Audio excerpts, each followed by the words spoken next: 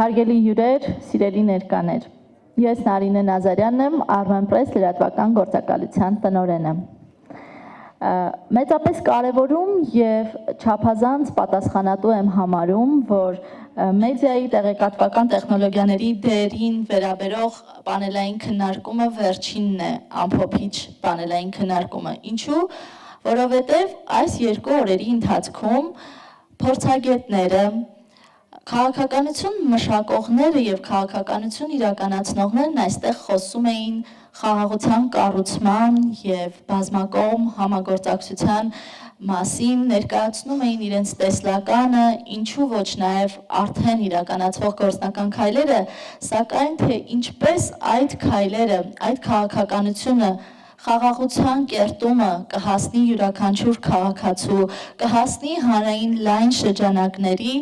այստեղ մեծապես կարևորվում է հենց մեդիայի դերը։ Այս իմաստով մեծ պատիվ եմ համարում այսօր այս հարթակը կիսել անչափ հեղինակավոր մեր խոսնակների հետ եւ ներկայացնեմ Հովհաննես Մովսիսյան, Հայաստանի հանրային հեռուստաընկերության գործադիր տնօրեն, Լեոնարդ Նովի, ռազմավարությունների եւ հաղորդակցության խորհրդատու, մեդիայի եւ հաղորդակցության քաղաքականության ինստիտուտի տնօրեն, Գերմանիա, Պանկաջ Պաչորի, Հնդկաստանի վարչապետի աշխատակազմի հաղորդակցության նախկին խորհրդական, ավագ լրագրող, Բարչին Ինանչ, լրագրող, արտաքին քաղաքական վերլուծաբան Թուրքիա, Սկոթ Ֆիշեր, գիտությունների թեկնածու, Նյու Ջերսիի համալսարանի անվտանգության ուսումնասիրությունների ամբիոնի դոցենտ։ Սիրելի խոսնակներ, այժմ հնարավորություն կտանք բացման խոսքի, որից հետո կանցնենք հարց ու պատասխանի։ Խնդրեմ, պարոն Մովսիսյան, ներկայացրեք ձեր մոտեցումները։ Շնորհակալ եմ Նարինե ջան, շնորհակալ եմ նախ հրավերի համար, իմ խոսքը բացման խոսք չի լինելու որպես այդպեսին, երբ հարց ու պատասխանի ֆորմատով ավելի շատ կխոսենք, բայց ուզում եմ նախ պարոն Ծառուկյանին շնորհավորեմ ու շնորհակալություն հայտնեմ հրավերի համար ու նաև շնորհավորում եմ մեր Օրբելի կենտրոնի բոլոր գործընկերներին, հատկապես մեր դրսից հյուրերի համար ասեմ, որ 6 տարի առաջ այս դահլիճում երևի թե այս օրերին էր, որ տեղի ունեցավ Օրբելի, այս օրերին չէր, լավ, խոսքս փչացավ մի քիչ Արմեն ջան, բայց դե ոչինչ, սիրուն էր տենց հնչում ամեն դեպքում, բայց 6 տարի առաջ տեղի ունեցավ Օրբելի կենտրոնի հիմնադրումը եւ արդեն 6 տարի է մենք ունենք Օրբելի կենտրոն ու ես անկեղծ ասած 3 եթերով ցավոք սրտի չկարողացա այստեղ լինեմ, բայց այսօր էլ արդեն հյուրի կարգավիճակով ուզում եմ ասեմ, որ ֆանտաստիկ աշխատանք է կարել թե այս ֆորումը, թե ընդհանրապես ու ձեզանով հպարտանում եմ կողքից ու շնորհավորում եմ բոլորիս Նարինե ջան մեզ էլ։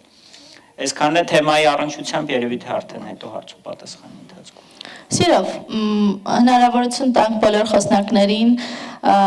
ներկայացնելու իրենց տեսլականը, ապա կանցնենք հարց ու պատասխանին, պարոն Նովի։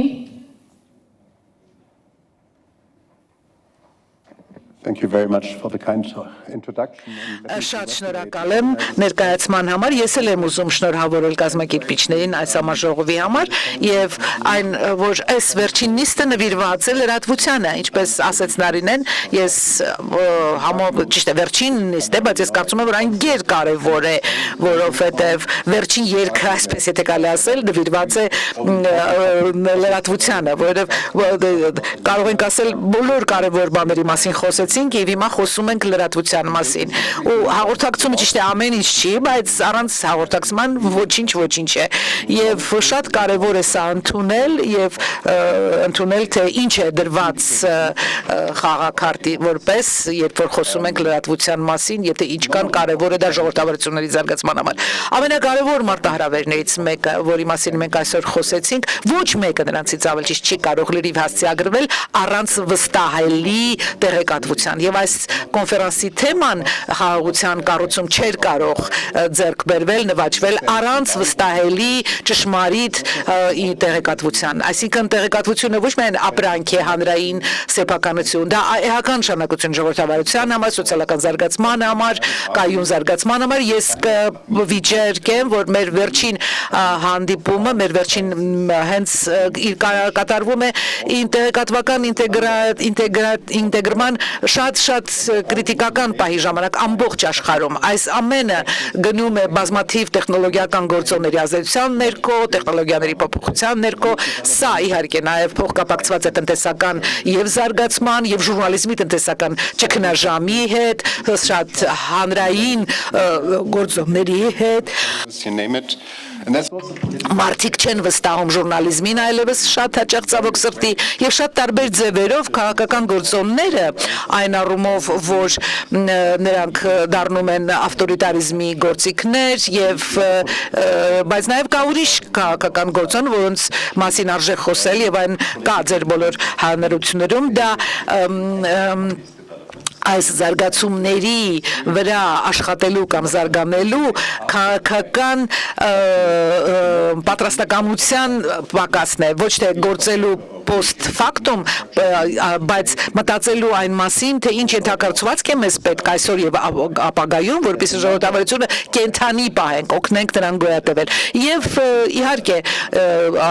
կարծում եմ, որ միևնույն ժամանակ այնքան շատ ճգնաժամներ են տեղի ունենում, մի կողմից էլ արհեստական բանականությունը, այս ամենը մենք տեսնում ենք, թե ինչքան է դա ազդում սոցիալական եւ լրատվության այդ վրա եւ ես չեմ կարող սա ավելի շատ շեշտել, որ սա ավարտվում է ժուրնալիզմի այն դարաշրջանը, որին մենք ծանոթ էինք մինչ օրս եւ այն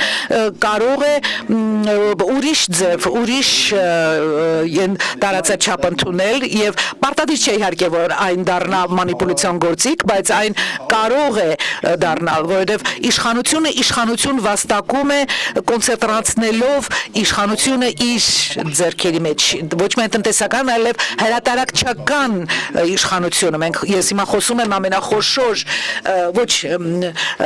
խոշոր հրատարակչությունների մասին մարդկության պատմության մեջ, որոնք եղել են դարպասապահները ճշմարտության եւ զարգացման համար։ Մեզ պետք է այս մասին մտահոգվել, պետք է ինչ-որ բան անել այս կապակցությամբ տարբեր մակարդակների վրա եւ միգուցե իմ վերջին խոսքս այս կապակցությամբ լինի այն, որ անկասկած մենք կարիք ունենք բազմակողմանի, բազմաուղղություն համագործակցության։ Այս կոնֆերանսը դրա արգասիքն է եւ պարտադիր չէ, որ բոլոր որ մենք խոսենք հիմա, ասենք աշխարհի վերջի մասին բոլորս, բայց ասենք միջուկային զենքի եւ արհեստական բանակցության միջև մենք չենք կարող թույլ տալ, որպեսզի օրինակ կազմակերպությունները օգուտ շահույթ ստանան կեսաբանական զենքից կամ միջուկային զենքից։ Ինչու մենք տեսնում ենք մեր օրերում, որ մեզ պետք է աշխատել դրա վրա, մեզ պետք է աշխատել բազմա կողմանիորեն, բազմա անդամությամբ եւ շարունակել այս քննարկումը այդ ոգով։ Խնդրեմ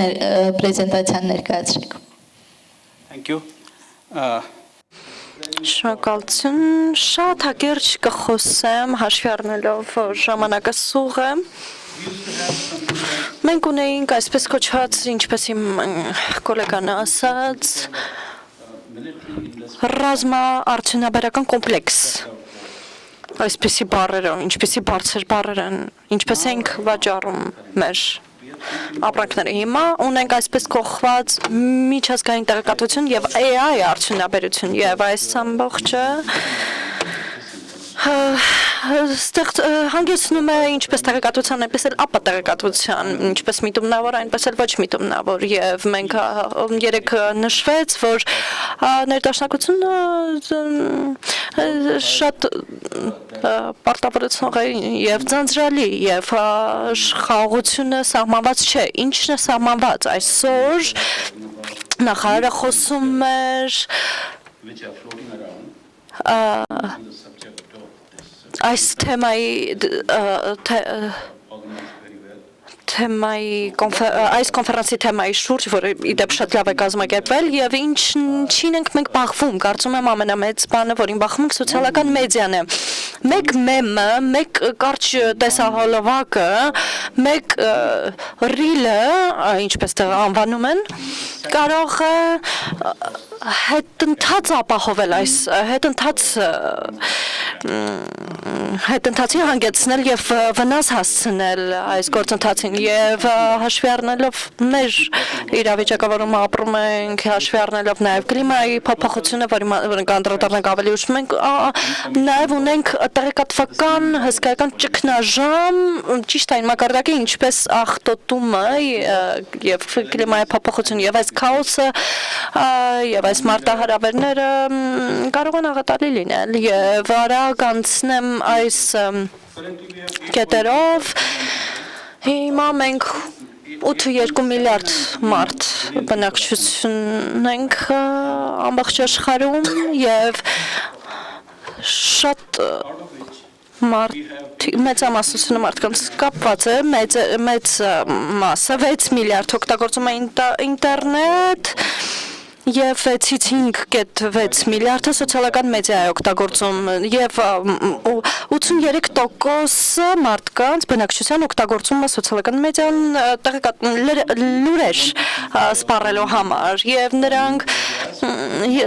ուզում են շուկան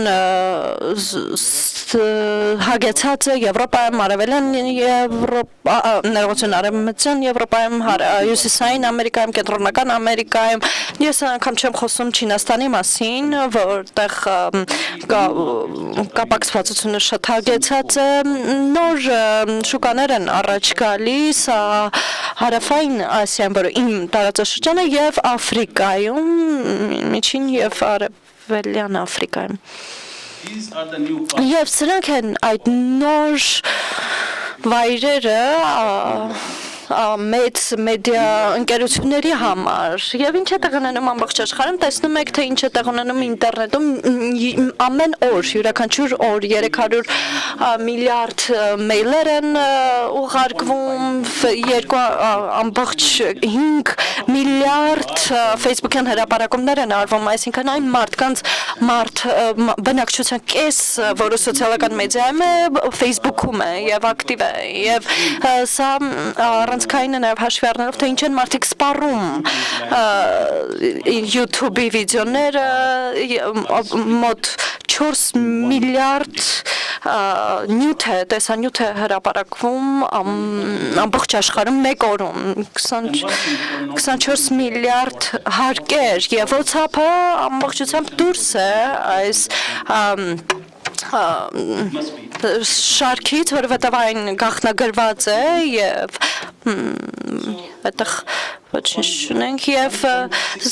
ժամանցի համար ունենք 1.6 միլիարդ Tinder-ի օգտագործում, այսինքն Tinder-ի swipe-եր են կոչվում դիտումներ եւ ով է շահում սրանից երբ այս շուկան մեծանում է երկրաչափական պրոգրեսիվ ամեն տարի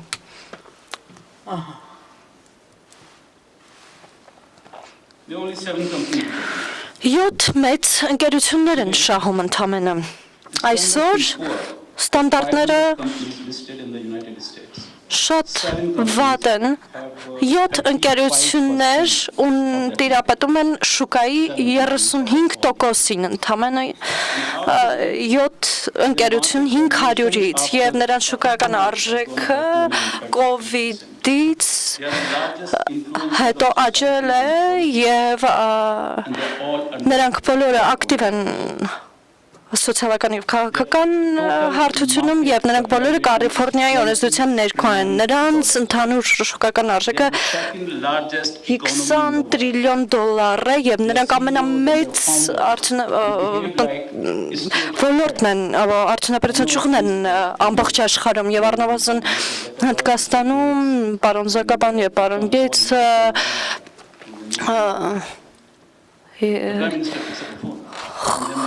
խոսեցին եւ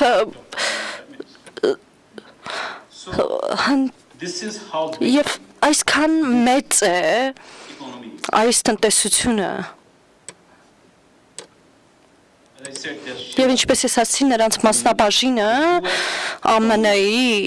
տնտեսությունում աճում է ամեն օր, տեսնում ենք աճ կովիդից հետո եւ հատկապես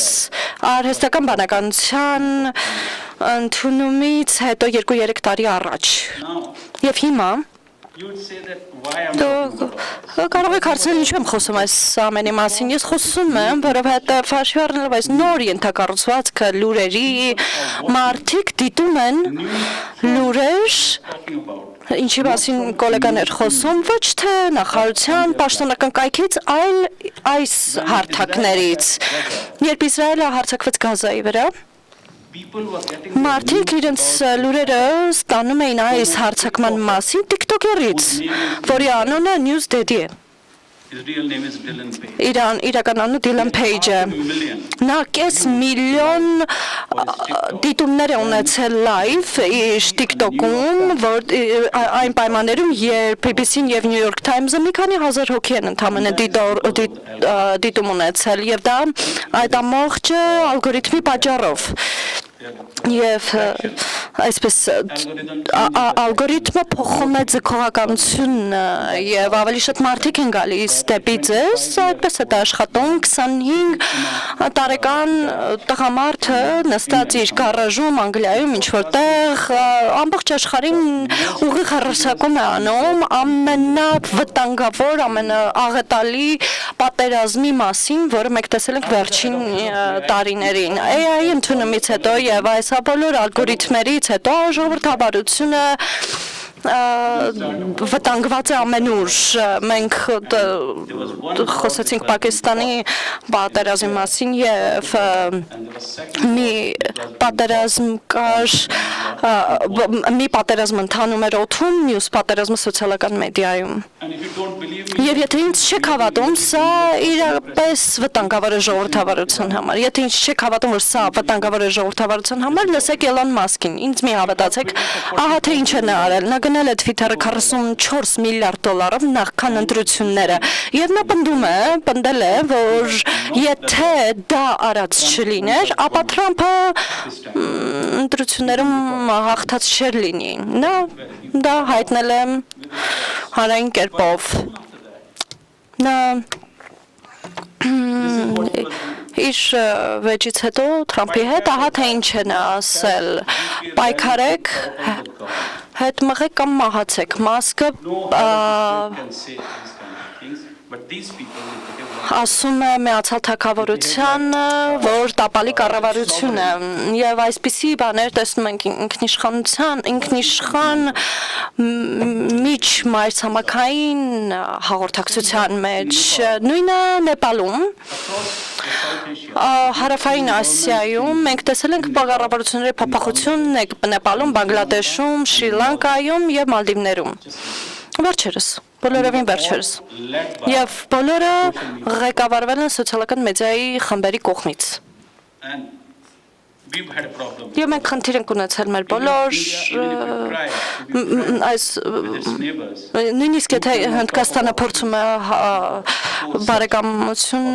բարեկամական հարաբերություններ ունենալ Because the minute իր հարևանների հետ, միևնույն է չեն կարող խոսել խաղաղության մասին, որովհետև նույնիսկ եթե ես ասեմ, ես սիրում եմ Պակիստանը, 3 միլիոն մարդ հարձակվելու է վրա, ոչ մի դրական բան չի կարող ասել Պակիստանի մասին։ Դրա համար սա պետք է մտապահեք, երբ դուք խոսում եք խաղաղության մասին ձեր հարևանների հետ։ Հնդկաստանի կառավարությունը հիմա փորձում է մշակել արհեստական բանականության մասին օրենք կամ սոցիալական մեդիայի մասին օրենքը կար, բայց չաշխատեց եւ հիմա եւ այս օրենքը չաշխատեց, որովհետեւ այս բոլոր ընկերությունները աշխատում են Կալիֆոռնիայի օրենսդրության ներկայ, պետք է դառնանք Չինաստան նման եւ արգելենք բոլորը եւ ունենանք մեր սեփական համակարգը, բայց դա չեն կարող անել, որովհետեւ Հնդկաստանի կառավարությունը ունի 1700 հավելվածներ եւ your college Ամեն ինչ ձեր քոլեջի կրթաթոշակը, ձեր վարորդական իրավունքը, аэропորտի մուտքը ամբողջը գրանցվում է այս հավելվածներում եւ ընդամենը 2 ընկերություն կա աշխարհում, որ ստեղծում է այս հավելվածները, մեկը Android-ի վրա, մյուսը iOS-ի վրա եւ ես կարծում եմ, որ այսպես ինձ թվում է, որ մենք պատանդ ենք դառնում այս այնպիսի մի ծիրում, որտեղ Հնդկաստանի օրենքը ընդհանրապես չի գործի եւ ուժ չի ունենա, սա դիստոպիա է։ Everyone actually is on TikTok. Բոլորը իրականում TikTok-ում կան գրանցված, Twitter-ում, Facebook-ում եւ երբեմն այո, դա զվարճալի է, երբեմն շատ լավ տեղեկատվություն ենք ստանում, որը շատ օգտակար է։ Հիմնական տեղեկատվությունը, որ դուք այստեղ տեսաք, հենց սոցիալական մեդիայից է վերցված, ես չեմ դրանց հեղինակը։ Հիմա ինչ կարող ենք անել։ Civil societies Կա հասարակությունը do 3 C's. կարող են 3 C-եր իրականացնել։ Առաջինը բացահայտել միտումնավոր կամ ոչ միտումնավոր, ապա տեղեկատվությունը համագործակցել համակիրների հետ, ովքեր սիրում են լավ տեղեկատվություն ստանալ on-line, եւ երրորդը ստեղծել փաստական տեղեկատվություն։ Այս 3 կետերը մտակենտրոնները, ՀԿ-ները եւ մարդիկ կարող են դա անել։ Եվ ինչ կարող են կառավարությունները անել կամ օրենսդիրները, 3 բան, պրոդուկտի թափանցիկություն, ձեզնից քանիսն է ծխում։ Շատ ոչ մի ձեռք չբարձրացվեց, ամբողջ աշխարհում It's written on every յուրաքանչյուր սիգարետի տուփի վրա գրված է, որ դա վնաս է ձեր առողջությանը։ Հիմա ինչու են այս մեծ ընկերությունները, որոնք հրաշալի վիդեոներ են ստեղծում, AI մեքենաներ են ստեղծում, չեն ասում ինձ, թե որ կոնտենտն է արհեստական բանականությամբ գեներացված, որը ոչ, դուք պարզապես վիդեո են ստեղծում կամ գրաֆիկ կամ ինչ-որ պատկեր եւ շատ հեշտ է դա։ Նրանք լավագույն ուղեղներն են աշխարհում, իդեպ նրանցից շատերը հնդիկ են։ Եվ պարզ բան է։ Դուք պետք է գրեք դա, դիլինեք թափանցիկ ճիշտ ինչպես ծխախոտի տուփերի վրա, դա ուղղված է օրենսդիրներին։ Երկրորդը կարող եք թեգ անել ծագումը առցանց տեղեկատվության, այսինքն որ երկրից են գալիս, նշել, որ տարածքից է գալիս, որպեսզի այն մարդիկ, ովքեր դիտում են այդ ապա տեղեկատվությունը, իմանան, որ դա գալիս է ոչ վավեր աղբյուրից։ Երկրորդ բանն է, որ կարող ենք անել, շատ հեշտ է տեխնոլոգիապես, եւ երրորդը մի փոքր բարդ է, եւ ես վերադառնում եմ հիմա կլիմային։ we as a race Մենք որպես ռասա պայքարում ենք կլիմայի փոփոխության դեմ։ Սա մեզ այնց պահանջել է 30 տարի, սա արդեն 30-րդ կոպն է անցկացվում այդ կլիմայի փոփոխության անեծքի դեմ պայքարի, եւ մենք պետք է գտնենք ինչ որ տեսակի համաձայնագիր ամբողջ աշխարհում այս ընկերությունների հետ, այն թե ինչ կարող ենք եւ ինչ չենք կարող անել։ Մեզ պետք է նմանատիպ groundswell. And then հիմք, այլապես նրանք չեն լսելու ոչինչ, նրանք շատ մեծ տրաֆիկ են ապավում, նրանք աշխարհի թոփ ընկերությունների մեջ են,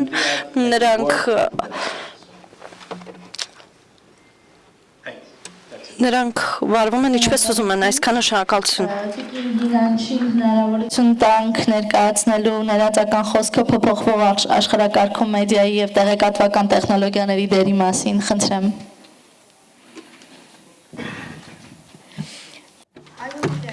Ես շատ անկեղծ կլինեմ։ Ես ներածական խոսք չեմ պատրաստել, ճիշտն ասած, որովհետև ուզում էի, այսպես ասած, համապատրաստից խոսել, որովհետև դա թուրք ժուրնալիստի համար մեծագույն առավելություն կամ Երևանում խոսելու հնարավորություն ունենալը, սա 6 ամսվա ընթացքում իմ երկրորդ այցելությունն է, այն ինքնին ոնց որ բացահայտում է իրեն, թե ինչքան հեռու կամ ինչքան քիչ ենք անցել գործընթացի խաղաղության գործընթացի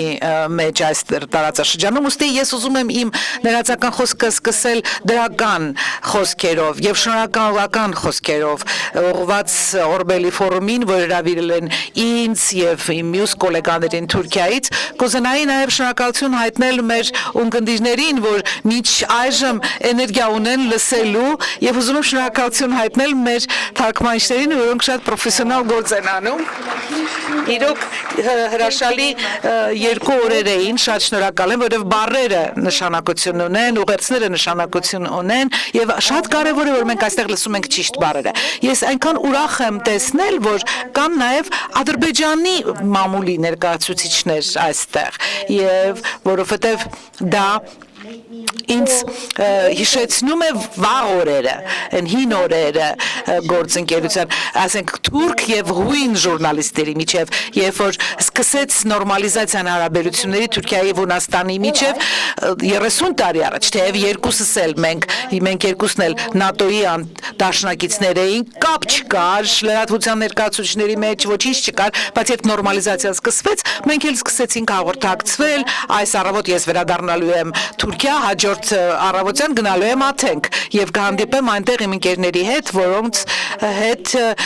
տասնամյակներ շարունակ կապի մեջ եմ եղել։ Եվ թեև այս երկխոսությունը չի ծառայել որպես այդպիսին Թուրքիայի եւ Հունաստանի միջև խնդիրների վերացմանը, բայց տարիների ընթացքում մենք տեսել ենք, թե ինչքան թանկարժեք էր, ինչքան շատ արժեք ուներ այդ մեր հնարավորությունը միմյանց հետ կապ ունենալու։ Ու այն փաստը, որ հաղորդակցման մեջ առաջընթացը նշանակում է WhatsApp-ով եւ նոթ մյուսներով օգնել է մեզ եւ ուզում եմ ձեզ հետ մի անեկդոտ կիսվել, ուրեմն մենք մի կազմակերպություն ունենք, որը կոչվում է Ski Club-ով միջազգային ժուրնալիստների, մենք մի հանդիպում ենք կազմակերպել Թուրքիայում եւ հրավիրել ենք բոլոր անդամներին եւ մի ֆրանսիական հայ ժուրնալիստ չեկավ։ Ինչու չեկավ, որովհետեւ չէր ուզում գար Թուրքիա, անցյալի պատճառով, պատմական խնդիրների պատճառով, միգուցե ընտանիք նույնպես շատ վատ պատմություն էր, դժվարին պատմություն էր, հետո տարիներ անց նա անցած երնեք եկած լինեի, ուրեմն առաջին օրերը միշտ չեն այնքան հեշտ, ինչպես կարող է թվալ, եւ ինչպես արդեն ասացի, թարգմանիչները հրաշալի գործ են արել, շատ կարճ կխոսեմ, գիտեմ, որ հարցեր են լինելու ու դժբախտաբար մենք դրանք ինձ կստիպեն, ոնց ասեմ, շատ հոռետեսորեն խոսել, բայց ես կավարտեմ խոսքս էլի շատ մի դրական բանով, որ 3 մտքովս անցավ։ Ձեր բախտը բերել է, որ դուք Հայաստանում ունեք վարչապետ, որը մեր մասնագիտությունից է եկել։ Ու նա ասում է, խաղաղությունը ձանձրալի է լրագրողների համար։ Լավ լուրը նշանակում է լուր չկա։ Եվ մենք ժուրնալիստներս ընկած ենք լարման հետևից։ Այսինքն այդ խաղաղությունը քեզ չի ստիպում կարդալ պատմություններ, ոչ խաղաղությունն է ստիպում կարդալ պատմություններ, իսկ մենք հիմա խոսենք հետ Սառը պատերազմյան ժամանակահատվածի մասին, երբ որ ընդհանուր այսպես օդի մեջ եուֆորիա կար եւ մի պահ եղավ, երբ միգուցե 3 շաբաթ առաջ գուցե 10-12 երկիր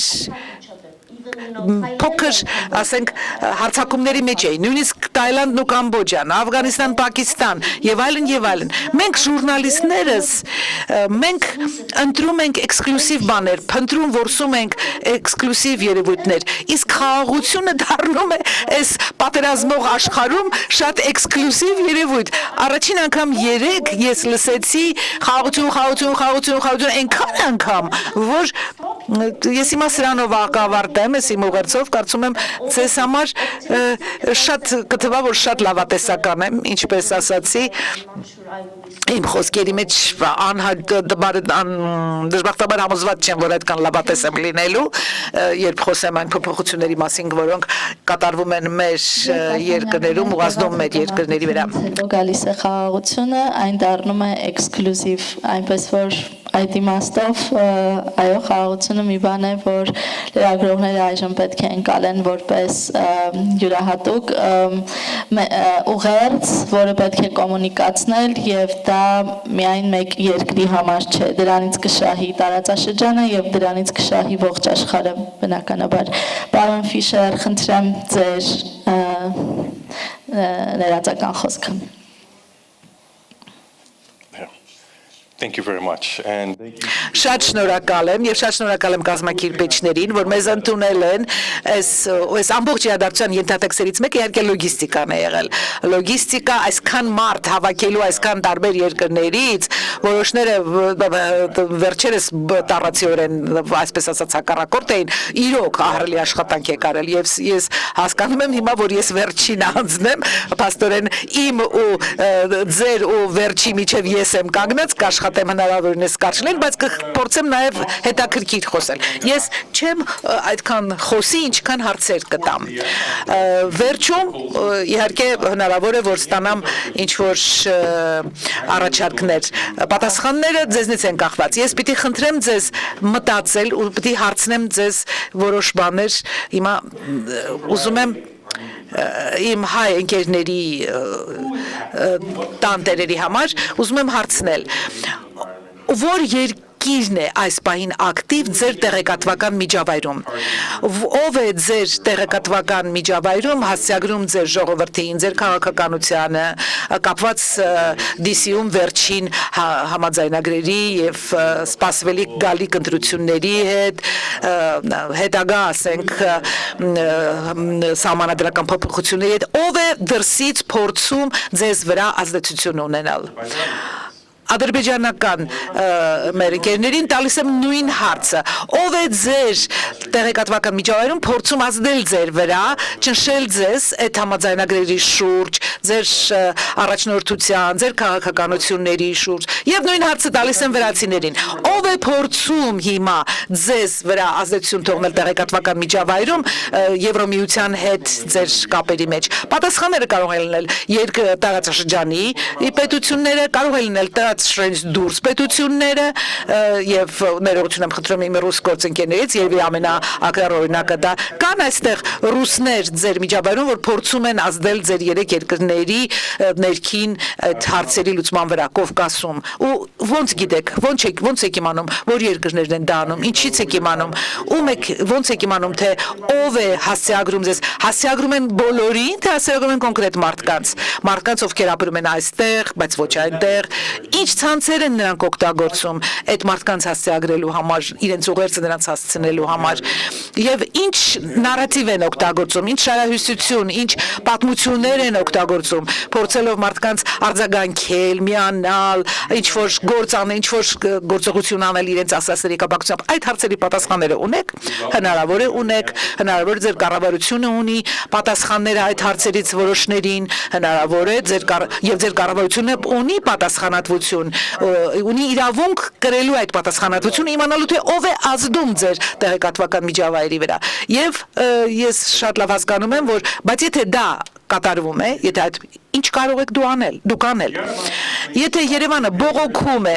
Բաքուին դուք մտել եք մեր տեղեկատվական միջավայր վերջացրեք դուրս եկեք ինչ հնարավորություն կա որ դա կփոխվի կամ եթե Բաքուն է բողոքում թե դուք հայեր մտել եք մեր տեղեկատվական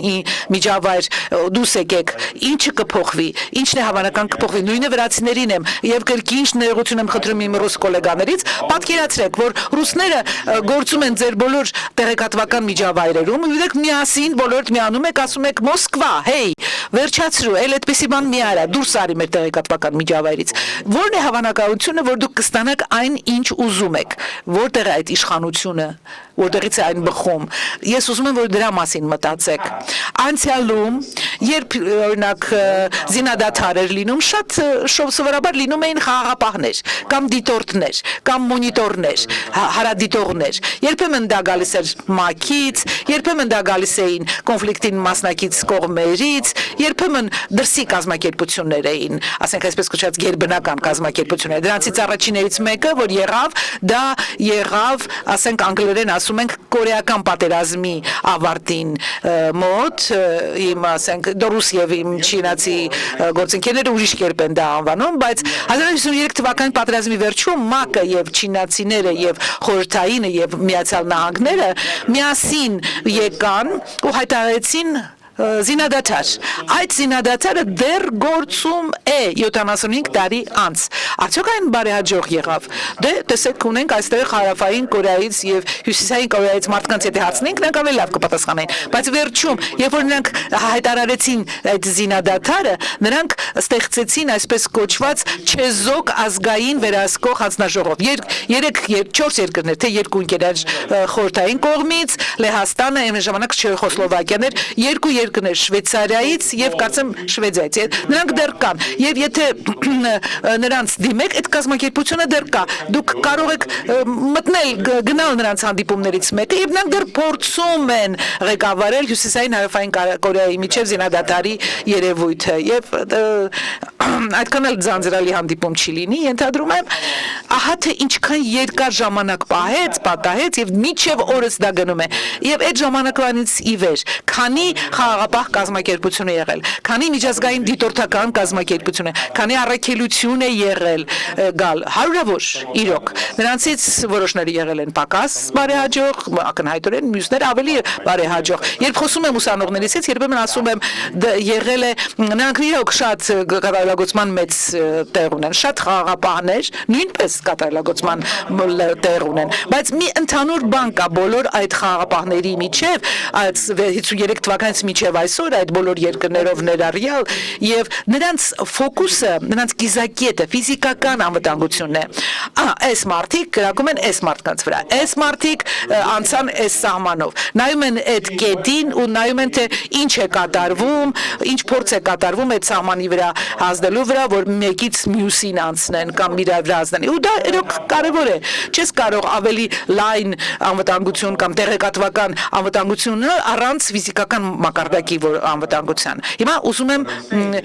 ասել հետևյալը. մենք ինչ որ բան բաց ենք թողնում, որպեսզի կարողանանք պատասխանել այն հարցերին, որ ես ներկայացրի իմ փիչի սկզբում։ Պետք է ինչ որ մեկը լինի, դուրսից մեկը, կարող է լինել ՄԱԿ-ը, կարող է լինել ռեգիոնալ խումբ, բայց ինչ որ մեկը, որի միակ գործը դա տեղեկատվական խաղաղապահությունն է, տեղեկատվության դիտարկումը, մոնիտորինգը տեղեկատվության, որին որ դուք կարող ես զանգել, ասենք Երևանից Բաքու կամ 3 երկրներ դեպի Մոսկվա կամ ՄԱԿ-ից դեպի Մոսկվա, որ ասի, հեյ, մենք տեսնում ենք դու ինչ ես անում։ Սա ֆիզիկական ուժի մասին չի խոսքը, սա նորմատիվ ուժի մասին է։ Սա, այսպես ոնց են ասում, անվանել ու ամոթանք տալ, ճիշտ է, բայց այդ է դրա ունեցած ուժը, բայց ի վերջո սա ուժ է, իշխանություն է։ Իմ հարցը ձեզ հիմա հետևյալն է. արդյոք իմաստալից կլինի, որպեսզի այդպիսի տեղեկատվական խաղաղապահ մոնիտոր ունենաք։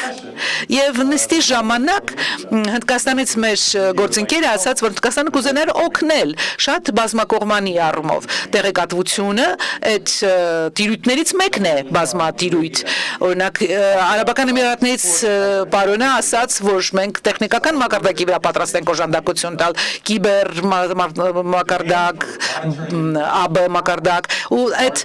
տեղեկատվության փաստորեն մոնիտորինգը տվյալներից վրա հենված կարիք է։ Այդ կարիքը ակնհայտ է, որ իշխանության անհավասարակշռությունը հստակ է։ Ժամանակն է, որ մենք դիմենք խաղաղապահ տեղեկատվության խաղաղապահներին։ Շատ հետաքրքիր ընդգծումների համար պարոն Ֆիշերի խոսքը մտածելու տեղիք է տալիս իրոք ապատեղեկատվության հիբրիդային պատերազմների այս ժամանակաշրջանում խաղաղարարությունը նաև մեդիայում կարող է առանցքային դերակատարություն ձեռք բերել։ Ես այժմ ցանկալի է անցնել հարց ու պատասխանին, ես ունեմ հարցեր մեր խոսնակներին, պարոն Օվսիսյան, ձեզ ցանկանում եմ հարցնել որպես հանրային հեռարձակող տեղեկատվական ամբողջության ապահովման հիմնասյուներից մեկը համարվելով ինչպես եք տեսնում մեդիայի դերը հանրային վստահության կերտման գործում, բևեռացվածության եւ ապատեղեկատվության այս ժամանակներում։ Շնորհակալ եմ հարցի համար։ Հիմնասիոն բառը դուրս չտեկավ։ Տեսեք, ընդհանրապես այս թեմայի շրջանակներում ես կուզեմ խոսել ոչ միայն հանրային մեդիայի, այլև ընդհանրապես մեդիայի ու մեդիայի փոխակերպման մասին։ Ու ես կուզեմ մի հատ մտովի, ովքեր որ Հայաստանում են բնակվում, մտովի մենք տեղափոխվենք մոտ 5 տարի առաջ, երբ որ մեզ մոտ ուղղակի տեղեկատվական տերոր էր։ Եվ չգիտեմ կհիշեք թե չէ, բայց մենք ոչ միայն ամեն օր, այլ ամեն ժամյա ռեժիմով տեղեկատվական տերորի պայմաններում էինք ապրում, երբ որ ապատեղեկատվությունները ուղղակի անհնար էր հերքել ընդհանրապես։ Եվ ես հիշում եմ այդ օրերին մենք հանրային հեռուստաընկերությունում ունեինք խնդիր լրատվական թողարկումների ընթացքում անդրադառնալու այդ ամեն ինչին, որովհետև ի վերջո մասսայականորեն մարդկանց ինչ որ բան հասցնելու միջոցներից մեկը այն ժամանակ դեռ հեռուստատեսությունն էր, ես վստահ չեմ, որ հիմա հեռուստատեսությունն է այդ միջոցը, բայց այն ժամանակ կարծում եմ դեռ հեռուստատեսությունն էր, եւ խնդիր կար օպերատիվության, որովհետեւ գործընկերներն էլ քիչ առաջ խոսեցին, որ մենք խնդիր ունենք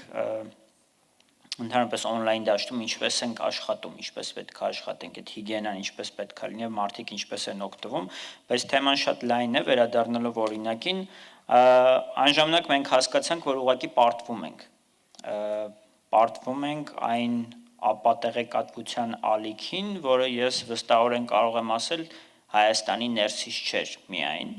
չեմ կարող ասել գերակշիռ մասը ներսից էր թե դրսից էր, բայց հաստատ մի մեծ մաս Հայաստանի ներսից չէր, իհարկե հայերլեզու էր հիմնականում։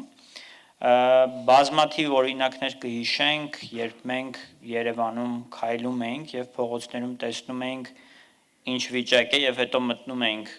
տարբեր սոցցանցեր եւ տեսնում ենք ինչ է այնտեղ կատարվում։ Ես հիշում եմ մեկ անգամ տենց ուղաթիռի պատմություն կար, երբ որ ես այդ փողոցում էի եւ ուղաթիռի նկար էր դրված եւ մեզ համոզում են, որ այդ փողոցում ինչ որ ուղաթիռ են տեղափոխում, թե ինչ որ տեխնիկա են տեղափոխում, այսինքն աբսուրդի հասնող ապատեղեկատվություններ ենք մենք տեսել Հայաստանում եւ ի վերջո այդ ապատեղեկատվությունների նպատակն ենք փորձում հասկանալ ինչն էր ընդհանրապես։ Նպատակը անընդհատ մարդկանց վախի ու վտանգի զգացողության մեջ պահելն էր, որովհետև ըստ էության այդ ապատեղեկատվությունների 99%-ը 1, 2, 3 ժամվա ընթացքում հերկվում էին, բայց մարդկանց մոտ մնում էր անվստահությունը։ Արդյունքում ցավալիորեն կարող եմ ասել, որ մենք Հայաստանում կորցրեցինք վստահությունը մեդիայի հանդեպ,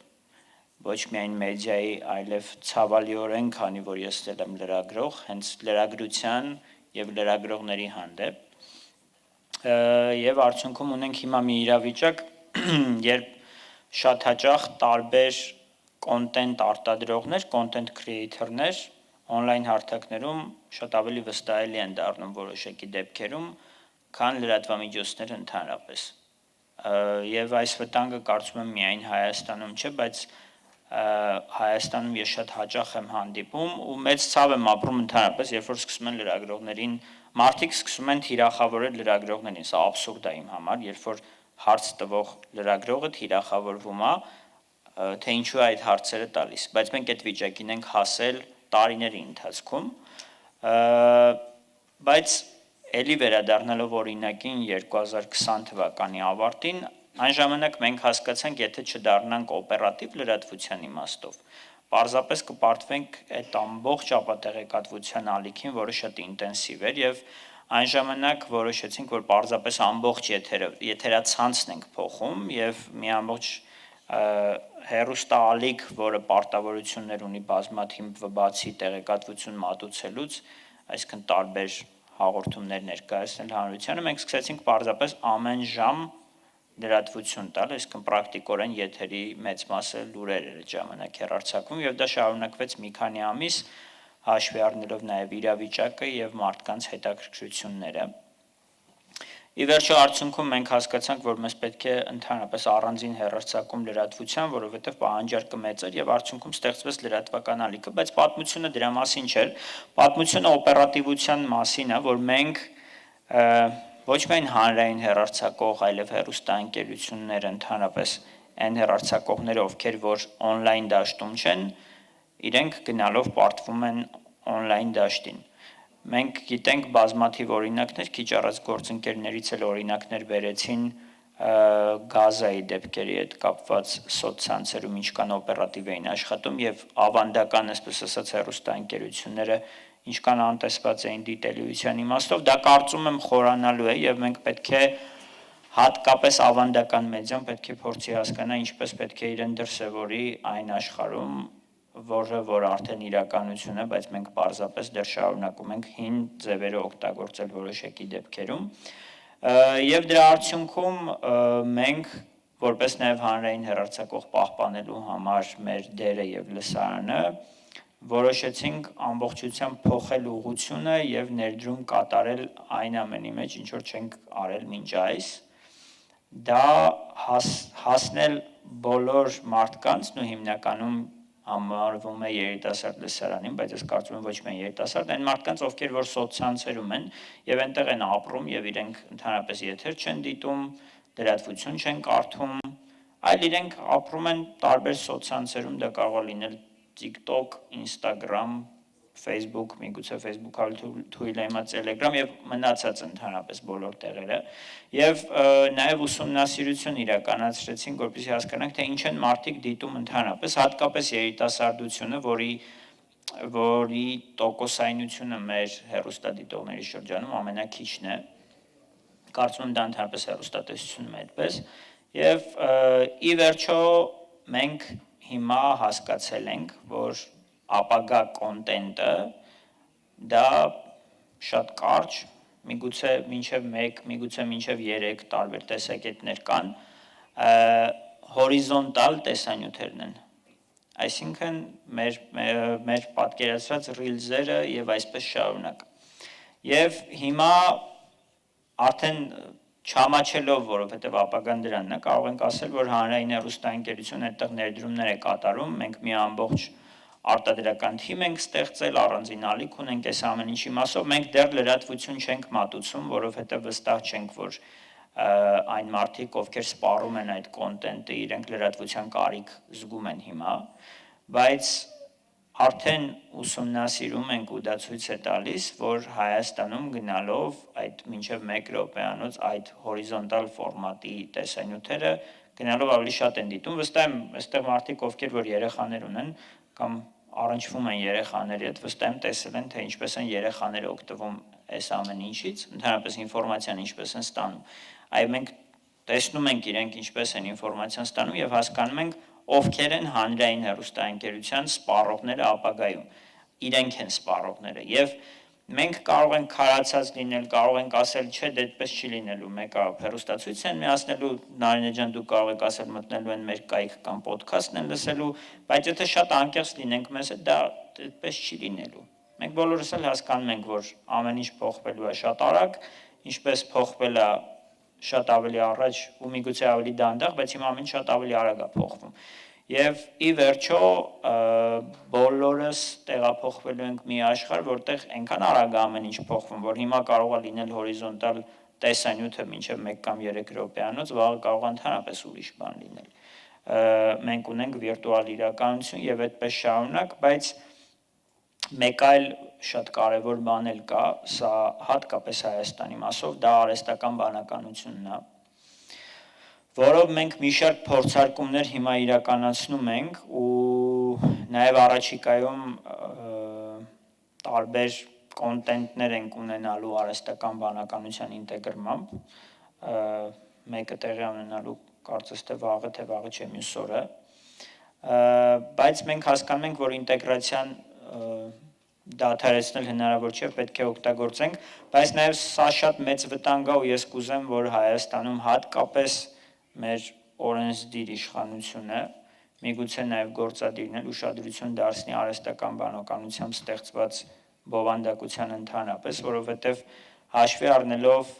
այն փորձը, որ մենք ունեցել ենք 2020-2021 թվականի մեր ընտրություններին, ապա տեղեկատվության ալիքի պակաս չենք ունենա մենք հաջորդ տարի, կարծում եմ ալիքի բարձրացումը բոլորս զգում ենք ապա տեղեկատվության Իսկ հաջորդ տարի դա լինելու է մի մեծ ֆուրոր Հայաստանում ապատեղեկատվության, որտեղ ամբողջությամբ օգտագործվելու արհեստական բանականությունը, կարծում եմ հիմա այդ բոլորս տեսնում ենք տարբեր տեսանյութեր այս իմաստով, եւ մեկ մեզ թվում է այն մարդկանց, ովքեր որ առնչվում են այս բովանդակության հետ, որ մարդիկ տարբերակում են, թե դա արհեստական բանականություն է, թե իրական տեսանյութ է։ Ես վստահ եմ, որ մեծամասնությունը հատկապես միջին տարիքից բարձր մարդկանց չեն տարբերում։ Եվ հատկապես հաշվի առնելով մեր երկրում հաջորդ տարի տեղի ունեցող ընտրությունները, մենք պետք է անդրադառնանք այս հարցին, թե ինչպես ենք աշխատելու արհեստական բանականության հետ։ Հանրային հեռարձակողը միակն է, որ պարտավորություն ունի բոլորին անվճար եթեր տրամադրելու։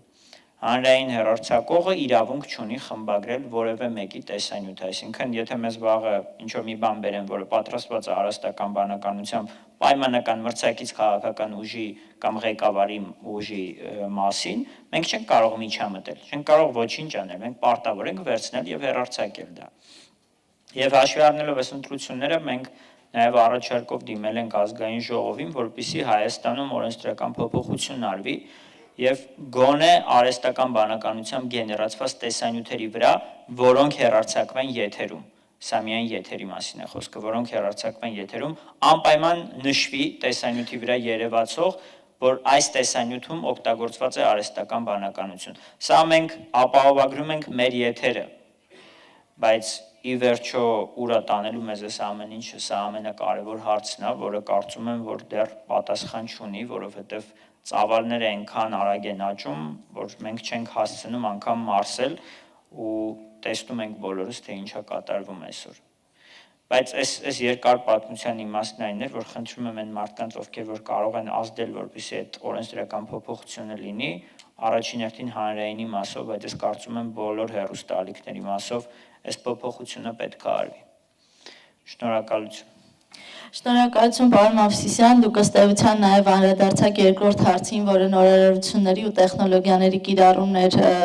հեռարձակողի, հանրային հեռարձակողի աշխատանքում։ Շնորհակալ եմ այդ իմաստով նաև մեր ժամանակը խնայելու համար, բայց ես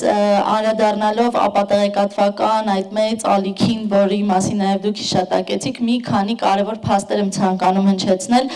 Առաջինը, որ Հայաստանի կառավարությունը մեծ ուշադրություն է դարձնում ռազմավարական հաղորդակցությանն ու այն դնում է ինստիտուցիոնալ հիմքերի վրա։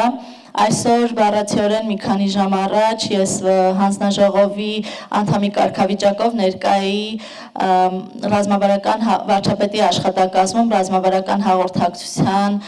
վարչության պետի Թափուր պաշտոնի համար հայտարարված մրցույթի հարցազրույցի փուլում հաղթող կա, առաջիկա օրերին անունը կիմանանք, այդ կարևոր պաշտոնը ստանձնելու իմաստով եւ տեսեք, ապատեղեկատվության դեմ պայքարը, հիբրիդային պատերազմները կառավարությունը դիտարկում է անվտանգային խնդիր եւ այս իմաստով պետք է ուժեղացնել նաեւ ռեսուրսները ապատեղեկատվության դեմ պայքարում եւ կարծում եմ, որ քաղաքահասարակության ջանքերը եւս կարող են մեծապես օգնել օժանդակել այս իմաստով։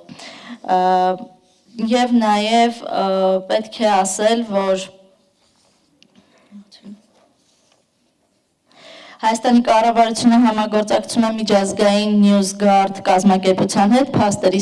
ստուգման եւ կեղծ տեղեկատվության աղբյուրների նույնականացման աշխատանքներում հետաքրքիր մի ցուցանիշ կա։ Միայն այս տարվա ընթացքում արդեն արտաքին ներգործությամբ ապատեղեկատվության 18 դեպք է արձանագրվել, որոնք տարածվել են տարբեր սոցիալական հարթակներում, ցավոք նաև արտադրվել ու տարածվել են լրատվամիջոցների կողմից։ Այս իմաստով դիմակայունության բարձրացումը նախականխման, փաստարկման քայլերն ու փորձագիտական մակարդակով փաստարկված հերքումները կենսական կարևորություն են ձեռք բերում։ Պարոն Նովի հաջորդ հարցս ձեզ եմ ուղղում։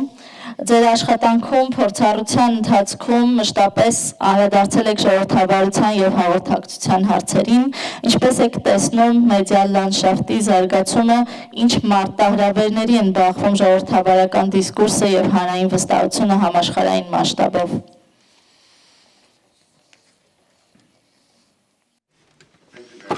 Շատ շնորհակալ եմ հարցի համար։ Եվ իմ ներածական խոսքի մեջ ես խոսեցի, հիմա լրացուցիչ հարցեր առաջ եկան, ինչն է այստեղ առանցքային կարևոր, որ դուք էլ նշեցիք, որ անվտանգության հարցը շատ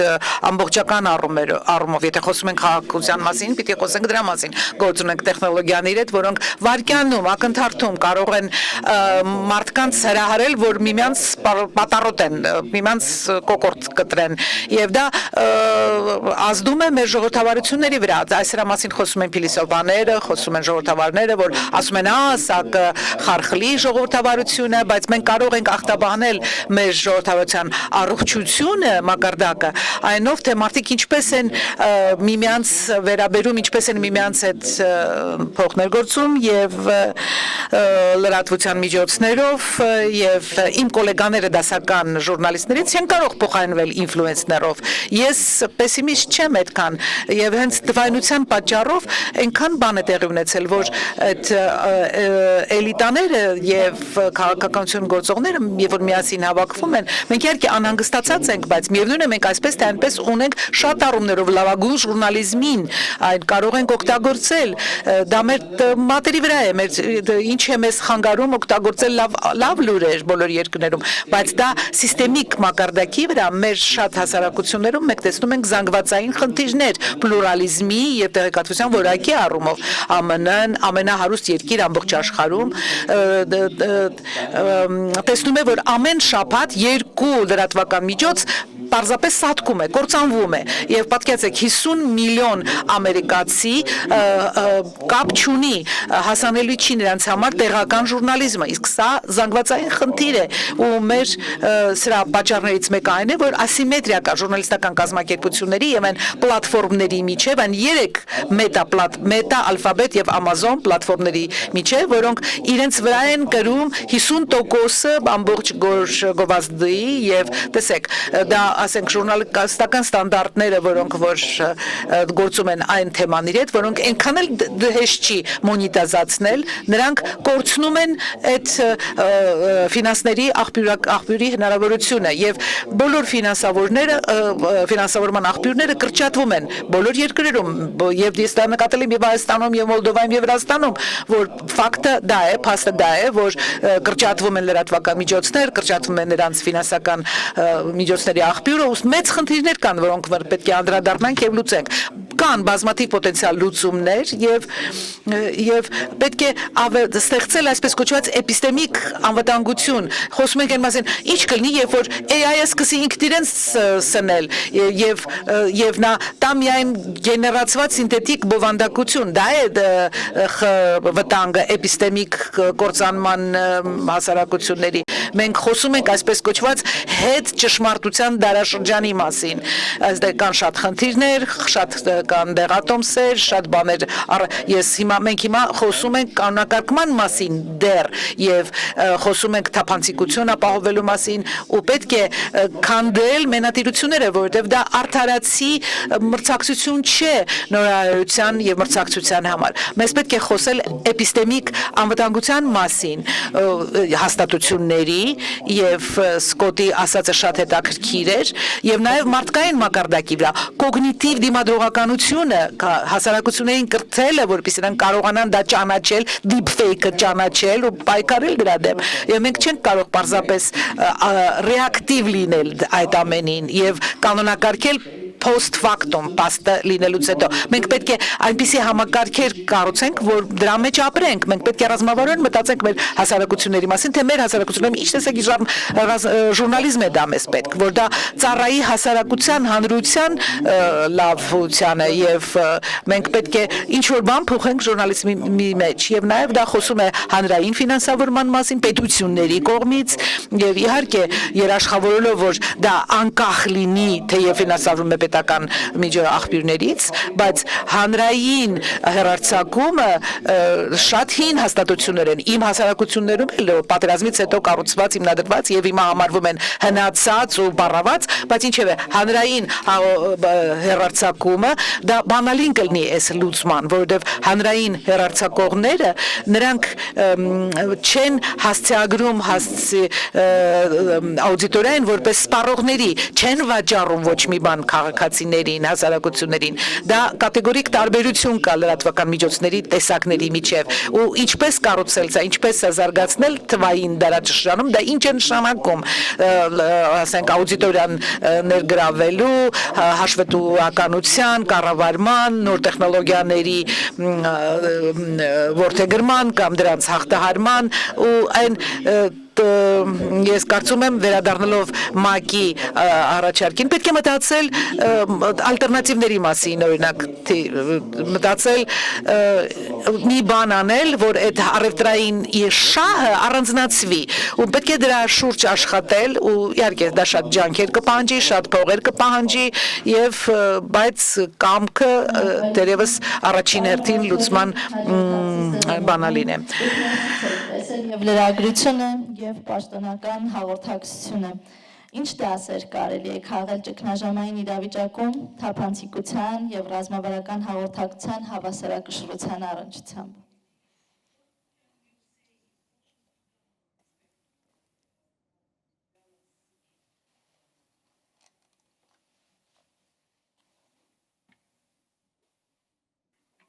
I'll be very blunt about it. Խոսեցինք դրա մասին, ամբողջ գումարը, որ կառավարությունը ծախսում է հանրային մեդիայի վրա, այս ընկերությունների շրջանառության 1%-ը կկազմի։ Սա սեղանից դուրս է, սրա դեմ չեն կարող պայքարել, սա անհավասար պայքար է, 20 տրիլիոնանոց տնտեսության դեմ է պայքարը, հետևաբար չեն կարող ինչպես մեծ ֆարմա ընկերությունները, ինչպես մեծ նավթային ընկերությունները տեղամիջոցների նման է, այսինքն սա թմրանյութի նման է եւ մենք դրան պես պետք է վերաբերվենք սրանց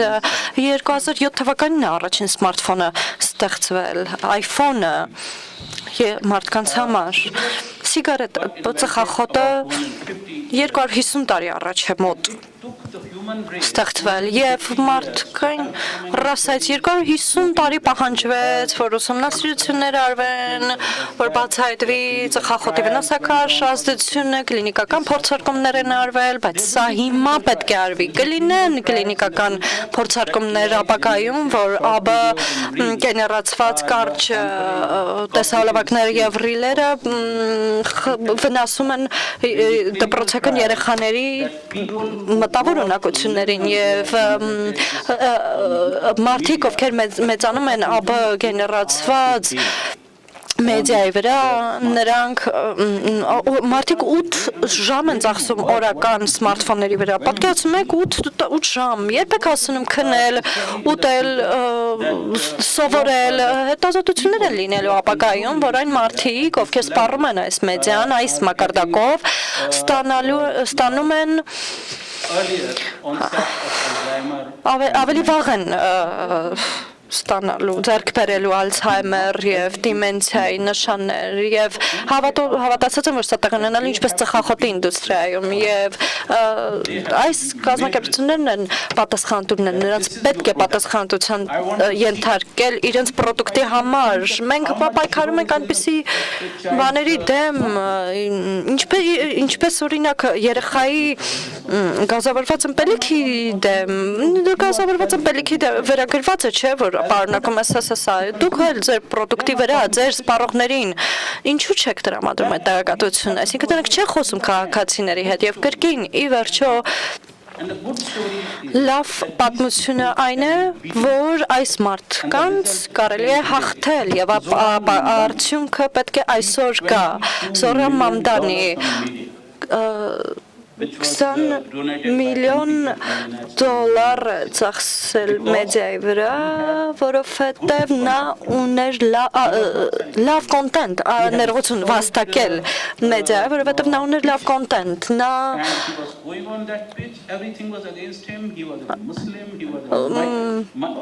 նա մահմետական միգրանտ էր, բայց Զորան Մատանին ուներ լավագույն կոնտենտներից մեկը Նրա մայրը հոլիվուդյան պրոդյուսեր էր, շատ մարդիկ չունեն նման բան։ Նա ուներ լավագույնից լավագույն, որ աշխատում էր իր համար այդ ինդուստրիայում։ Եթե նայեք իր վիդեոները հղկված են, հրաշալի կոնտենտ է, հնարավոր է անել, բայց եթե մենք միավորվենք, բարձրացնենք մեր ձայնը այս 3 հարցերի վերաբերյալ թափանցիկություն, մակնշում,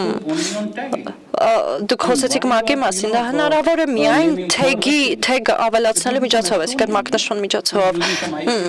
Կարող է չէ էստոնացի լինել, Էստոնիայի IP-ով կամ չգիտեմ, Ինդոնեզիան ինչ-որ այլ կամ Վիետնամը այլ IP-ով նման բան տարածի, այն պետք է թեգ արված լինի, պետք է նշված լինի, պետք է գրված լինի, որ արտադրված է Չինաստանում, Հայաստանում, Հնդկաստանում, ստեղծված է, արտադրված է Գերմանիայում յուրաքանչյուր պրոդուկտ պետք է նշի իր արտադրման վայրը, եւ սա նորություն չէ, սա տեղեկատվություն չէ, սա ապա տեղեկատվություն է, սա պրոդուկտը, որը ստանում է շահույթ, եւ եթե ստանում եք շահույթ, ապա պետք է դրա մասին զեկուցեք, թափանցիկ լինեք եւ ձեր ամսական կամ եռամսյակային արդյունքները պետք է հրապարակեք, մենք պետք է տեսնենք, որ դուք վաճառել եք այսքան, ապա տեղեկատվություն եւ այսքան շահույթ եք ձեռք բերել եւ դա լավ է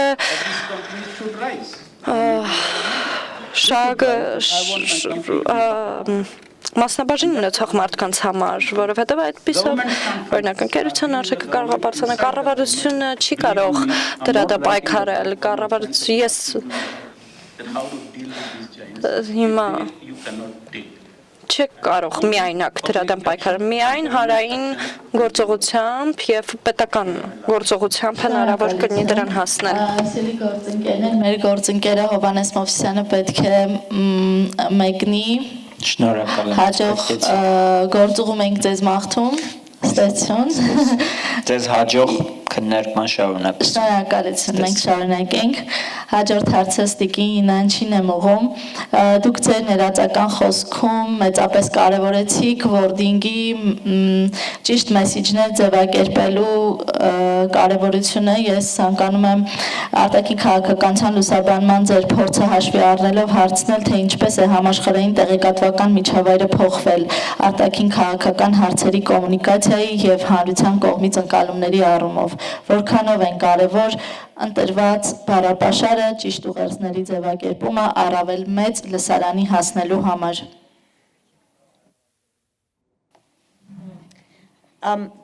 Let me try to answer this. Թույլ տվեք պատասխանել ասելով հետևյալը, թե ինչքան ավելի հեշտ է կառավարությունների համար մանիպուլյացիա անել արտաքին քաղաքականության հարցերով համեմատած մյուս հարցերի հետ։ Ինչու? Որովհետև ես գալիս եմ մի երկրից, որտեղ դժբախտաբար 80-ից 90% լրատվության վերահսկվող է։ Վերահսկվում է իշխանական ացյաններով եւ պետական շահրադրանքի, պետական պատմության նարատիվի շատ մեծ դոմինանտություն կա։ Ինչ է տեղի ունենում։ Անկախ նրանից, թե ինչքան վարդագույն պատկեր նրանք փորձեն ստեղծել, ասենք երկրի տնտեսության մասին, օրվա վերջում մարդիկ զգում են դա իրենց գրպաններում։ Եվ երբ որ զգում են դա իրենց գրպաններում, ապա մանիպուլյացիան ստացվում է չի առնվում, չեն կարում ծախել, չեն ասում են, տնտեսությունը կատարյալ է, հրաշալի է, չէ, մարդիկ դա տեսնում են, թե ինչ վատ վիճակում է տնտեսությունը, երբ որ գնում են շուկա, բայց երբ որ խոսում են քաղաքականության մասին, շատ ավելի հեշտ է մանիպուլյացիա անելը, նրանց ընկալումները շատ ավելի կարևոր են այստեղ, եւ դա այդքան հեշտ չի, դա ապա դա զերծելը, դա հեղինակազերծելը կամ բացահայտելը եւ հակակշռելը եւ մարդկանց հետ շատ ավելի հեշտ է ծախել քաղաքական մանիպուլյացիան։ Կուզենայի շարունակել այն տողերի վրա, որտեղ իմ գոլեգաները ավարտեցին, այն հարցերից մեկը, որ ես էլ որպես տառապում եմ, որից ես տառապում եմ, դա սուբժուրնալիզմն է, եթե վերցնենք դա միկրոմակարդակի վրա, դա ես կշարունակեմ ինչ որ ասաց Լեոնարդը բոլորը այսօր ժուրնալիստ են ով չի ալարում արտաքին քաղաքականության փորձագետ է ով չի ալարում տարբեր հարցերի շուրջ մեկնաբանող է եւ այլն ու մենք պետք է դրա դեմ պայքարենք բնականաբար խոսելով մեր սեփական փորձագիտության մասին իսկ փորձագիտությունը այնքան կարեւոր է որ ես դուք հիմա ինձ կասեք հին դպրոցի ներկայացուցիչ բայց ինձ թվում է mainstream լրատվությունը շատ կարևոր է, որովհետև այն այդ փոքրիկ այսպես կծակտրոն սոցիալական մեդիան պետք է ուժեղացնի իրականում այն ուղերձները, որ արվում է դրա դասական լրատվության միջոցով անկեղծ ասած։ Ես գիտեմ, որ եղել է վստահության կորուստ mainstream մեդիայի նկատմամբ եւ շատ դժվար կլինի այդ վստահությունը նորից վերակառուցելը, բայց մեզ պետք է վստահելի խոշոր լրատվական աղբյուրներ ու ես չգիտեմ ճիշտ ասած թե ոնց կարող ենք հետ գնալ այդ լավ օրերին որը կային եւ այս բանին երևի այսքանով բավարարվեմ սպասեմ հաջորդ հարցին Հաջորդ հարցը ձեզ եմ ուղղում անվտանգության ուսումնասիրությունների տեսանկյունից ինչպես է տեղեկատվական էկոհամակարգերի մանիպուլյացիան ազդում գլոբալ անվտանգության եւ միջազգային հարաբերությունների վրա այսօր, որն է տեղեկատվական միջավայրի բարելավման ձեր հայեցակարգը։ Դա դժվարությունը եւ այդ հարցի դժվարությունը ինձ տխրեցնում է այսպես ասեմ այո ոնց որ դժվարությունը այն է ու դուք մտածեք ձեր երկրների մասին իհարկե ես կասեմ Միացյալ Նահանգների մասին դժվարությունը այս հարցին պատասխանի անմիջականորեն կապված է ձեր երկրում մարդկանց թվից որոնք որ այդ տվյալ տեղեկատվությունից շահ ունեն եթե ավելի խոշոր են խմբերը ինչքան ավելի ուժեղ հզոր առաջնորդներ են օգտվում են տեղեկատվությունից կամ ապա տեղեկատվությունից կամ ժուրնալիստական բացակայությունից կամ ավանդական լրատվություն կամ հանրային լրատվության պակասից ուրեմն այդ ինչքան ավելի շատ մարդ է դրանից օգտվում դրանով ես ավելի վաղ օգտագործեցի Ռուսաստանի օրինակը որպես վատ հիմա վերցնեմ իմ սեփական երկիրը որպես վատ օրինակ ուրեմն մինչև այս տարին կամ տարածորեն վերջերս Միացյալ Նահանգների կառավարությունը շատ կամպանիաների հետ համագործակցության մեջ բարձր մակարդակների վրա ինչ էր անում փորձում էր ինչ որ ունենալ սահմանափակումներ, ասենք Facebook-ը ուներ լիև սահմանափակումներ եւ դնում էր գարդուիլներ, հա, եւ փորձում էր, ասենք, մտցնել այսպիսի, հա, Twitter-ը փորձում էր նույն բանը անել, Google-ն էր փորձում, YouTube-ն էր փորձում, երևի խոսքը գնում է գրաքննադատության մասին, ինչ տեղի ունեցավ։ Մի խումբ օգտվում էր այդ տեղեկատվությունից եւ ինչ էին ասում էին այն ինչ որ նրանց ձեռնտու չէր ասում են սա շեղում է ճշմարտությունը շեղում է ճշմարտությունը ահա սխալ է այդպես էին այսինքն տեսեք եթե ինչ որ ցույց էին տալիս ասում են սա խախտում է ամերիկյան ժողովրդավարությունը այն մյուս բանին ասում էին սա այսինքն վնասում է հանրապետականներին սա վնասում է սրան եւ այս երբ որ չկար շեղում ճշմարտությունից ըստ էության դա էլ էր շեղում համարվում եւ դա հետազոտական խմբեր Ստենֆորդում եւ այլուր ակադեմիական հանրության մեջ ժուրնալիստների հետ միասին ասենք իրենց դրա մասին խոսելից կորցնում էին աշխատանքը երբ որ նոր վարչարարություն եկավ ինչ տեղի ունեցավ այդ մարդկանց հետ ովքեր որ փորձում էին պիտակել բովանդակությունը ինչ տեղի ունեցավ մարդկանց հետ ովքեր աշխատում էին Twitter-ում գործից ազատվեցին ինչ տեղ ունեցավ YouTube-ում, Google-ում, դե արդեն հասկանում եք ինչ եմ ասում։ Նրանց բոլորին գործից հանեցին։ Երբ հասարակությունը եւ մարդիկ օգտվում են այդ դեզինֆորմացիայից ու նրանք գալիս են իշխանության, դա շատ դժվար է դարձնում։ Ես ճիշտ ասած ամաչում եմ դա ասել, իմ երկիրը շատ վատ օրինակ է առայն թե ինչը պետք չի անել եւ պատասխանը այս պահին երևի չեմ կարող, հա, ասել։ Թույլ տվեք իմ երկրորդ հարցերը պահել, եթե դահլիճից հարցեր չեն հնչի, որովհետև ես հասկանում եմ, որ մենք արդեն խախտել ենք օրվա գրաֆիկը եւ հնարավորություն տանք նաեւ դահլիճից հարցերի։ Կան հարցեր, սիրելի գործընկերներ։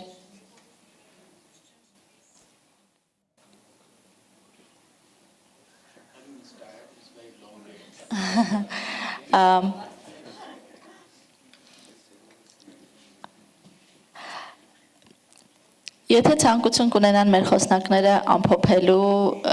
հավելելու ինչ-որ մի բան արդեն ասվածին, խնդրեմ ես դες հնարավորություն տամ դա անելու, որպեսզի հետո նաև Օրբելի կենտրոնի ներկայացուցիչներին հնարավորություն տանք ամփոփիչ ելույթի,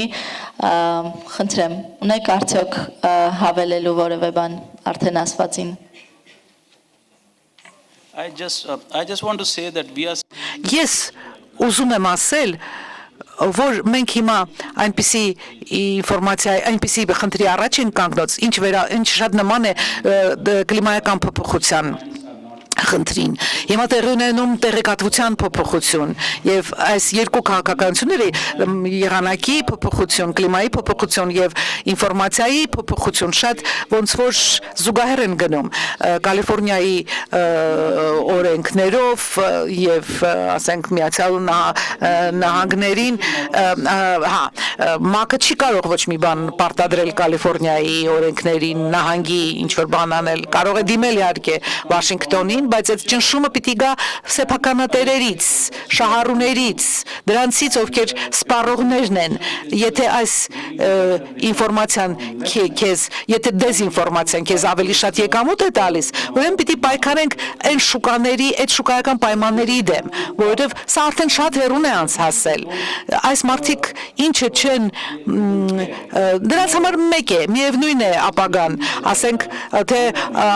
վաղը Հայաստանի ու Ադրբեջանի միջև խաղաղություն կլինի, թե կկործանվի, նոր պատերազմ կլինի, թե չի լինի։ Դրանց համար միևնույն է։ Եվ ինչը մենք կարող ենք անել, մենք կարող ենք վերահսկող մոնիտորինգ հանձնաժողովներ ունենալ, ՄԱԿ-ը օրինակ, եւ երկրները պիտի ստեղծեն մոնիտորինգ հանձնաժողովներ։ Պետք է ունենալ, այսպես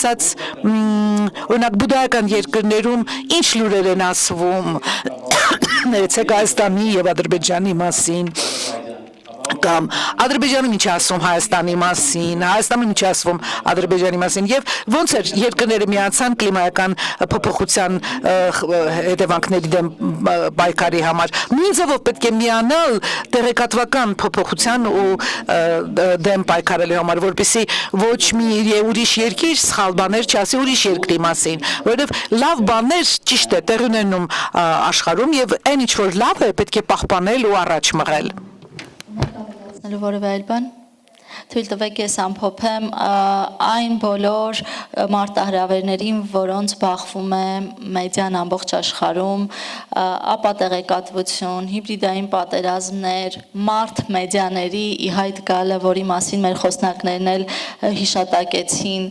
այս ամենի մեջ պետք է երբեք չմոռանալ, որ լրատվության մեջ եւս գործում է բժշկության ոսկե կանոնը՝ մի վնասիր, եւ յուրաքանչյուրս մեր տեղում, յուրաքանչյուրս մեր աշխատանքով պետք է լինենք խաղաղարարներ, խաղաղապահներ։ Շնորհակալ եմ սիրելի խոսնակներ ձեր շատ կարևոր ընդգծումների համար։ Շնորհակալ եմ Օրբելի կենտրոնին, իրոք հրաշալի, իրոք շատ կարևոր, շատ արդյունավետ, շատ մասշտաբային այս ֆորումը կազմակերպելու համար եւ իհարկե շնորհակալություն մոդերատորի պատվին արժանացնելու համար։ Շնորհակալություն բոլորին։